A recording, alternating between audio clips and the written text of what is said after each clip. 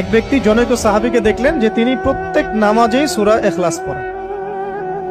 প্রত্যেক নামাজে সূরা ইখলাস পড়েন, মানে তাকে ইমামতির দায়িত্ব দেওয়া হয়েছে। প্রত্যেকটা রাকাতে তিনি যখন সূরা ফাতিহা শেষ করেন সূরা ইখলাস পড়েন, তারপরে অন্য কিরাত পড়েন।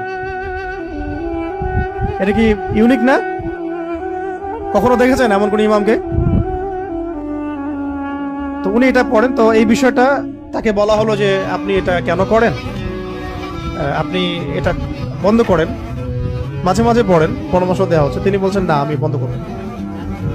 তো এমন অবস্থা হয়েছে যে কেসটা রাসূল সাল্লাল্লাহু আলাইহি ওয়াসাল্লামের দরবার পর্যন্ত পৌঁছাইছে। ইয়া রাসূলুল্লাহ, আপনার যে ইমাম আপনি দিয়েছেন সেই ইমাম তো এরকম করে, প্রত্যেক রাকাতেই সূরা ইখলাস পড়ে। এখন নবী সাল্লাল্লাহু আলাইহি ওয়াসাল্লাম এর কাছে যখন এই বিষয়টা আসলো, ওদের জিজ্ঞাসা করলেন যে সূরা ইখলাস তুমি প্রত্যেক রাকাতে কেন পড়ো? তিনি বললেন যে আমি এই সূরাটাকে ইয়া রাসূলুল্লাহ ভালোবাসি, আমি এই সূরাটাকে ভালোবাসি। তখন নবী সাল্লাল্লাহু আলাইহি ওয়াসাল্লাম বলেছিলেন যে এই সূরার প্রতি ভালোবাসা তোমাকে জান্নাতে প্রবেশ করাবে। কেন তিনি সূরাটাকে ভালোবাসতেন এটারও ব্যাখ্যায় হাদিসে আরো ব্যাখ্যা আসছে, যে বলা হচ্ছে তিনি এই সূরাটাকে ভালোবাসতেন এই কারণে যে এখানে আল্লাহ পাকের তাওহীদ আছে।